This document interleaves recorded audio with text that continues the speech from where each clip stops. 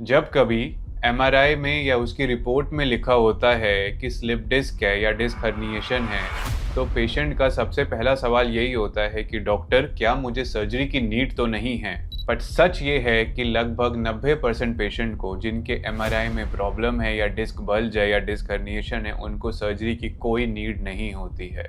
In fact सभी patient बिना surgery के ठीक हो सकते हैं।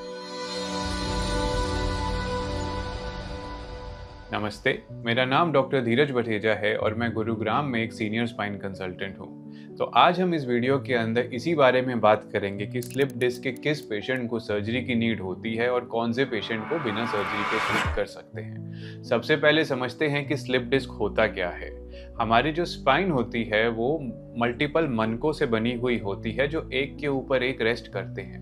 मनके यानी वर्टिब्रल बॉडीज। हर दो मनकों के बीच में डिस्क होती है जो सॉफ्ट कुशन होती है, जो हमारे स्पाइन को मोबिलिटी प्रोवाइड कराती है और साथ में फ्लेक्सिबिलिटी भी देती है। जब कभी कुछ वजन उठाने से या फिर झुक के काम करने से या फिर किसी को धक्का लगाने से कई बारी क्या होता है कि हमारी डिस्क की कवरिंग फट जाती है, जिससे जो डिस्क है वो बल्ज कर जाती है, जो नसों के ऊपर आ जाती है। इस प्रोसेस को डिस्क बल्ज या डिस्क हर्निएशन कहते हैं। जब कभी ये डिस्क बल्ज होता है तो पेशेंट को दर्द ना केवल कमर में होता है, बल्कि उसका पेन नसों के रास्ते से पैरों में भी जाता है और साथ में पैरों में सुनपन, पैरों में कमजोरी या झंझनाहट भी फील हो सकती है। अगला सवाल ये आता है कि फिर किस पेशेंट को सर्जरी की जरूरत नहीं होती है। तो जैसे मैंने बताया कि लगभग 90% पेशेंट बिना सर्जरी के मैनेज किए जा सकते हैं। ऐसे में क्या करना होता है कि पहले पेशेंट का एमआरआई करके चेक करते हैं कि प्रेशर किस एक्सटेंट पे है और उसके बाद उनको कुछ दिनों का बेड रेस्ट दिया जाता है, कुछ मल्टीविटामिन दिए जाते हैं, कुछ नसों की दवाई दी जाती है और साथ में मसल रिलैक्सेंट और पेन किलर दिए जाते हैं 3 से 5 दिनों के लिए। इसके बाद साथ में फिजियोथेरेपी स्टार्ट की जाती है और अगर हम ये प्रोटोकॉल फॉलो करते हैं तो 90% पेशेंट का एक जो पेन है वो बिना किसी ऑपरेशन के, बिना किसी थेरेपी के ठीक हो सकता है। पर ज़रूरी है कि ये जो कंजर्वेटिव प्रोटोकॉल है उसको ठीक तरीके से और ठीक स्टाइल में फॉलो किया जाए। एक और इम्पॉर्टेंट बात यह है कि इसमें पेशेंट को कोई कमजोरी ना हो, पैरों में कोई सुनपन ना हो और सुसु पॉटी का बराबर पता चले। यदि ये सारे के सारे पैरामीटर आते हैं तो हम पेशेंट को बिना ऑपरेशन के मैनेज करते हैं।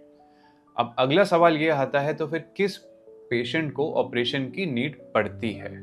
तो यदि आपका पेन 3 से 6 हफ्ते हो गए हैं, ठीक नहीं हो रहा है या फिर बढ़ता जा रहा है, सेकंड, या जो आपका पैरों में कमजोरी या सुनपन आता जा रहा है जो धीरे समय के साथ बढ़ता जा रहा है या ठीक नहीं हो रहा है, तीसरा, यदि आपको सूसू या पॉटी का पता नहीं चल रहा है यानी ब्लैडर बाउल के सिम्टम्स आ रहे हैं, और आखिरी में यदि एमआरआई पे बहुत सिवियर प्रेशर है और जो पेन है वो परसिस्ट कर रहा है, तो हमें डर होता है कि ये और ना बढ़ जाए। तो ये 4 कंडीशन हैं जब हमें ऑपरेशन की नीड पड़ सकती है।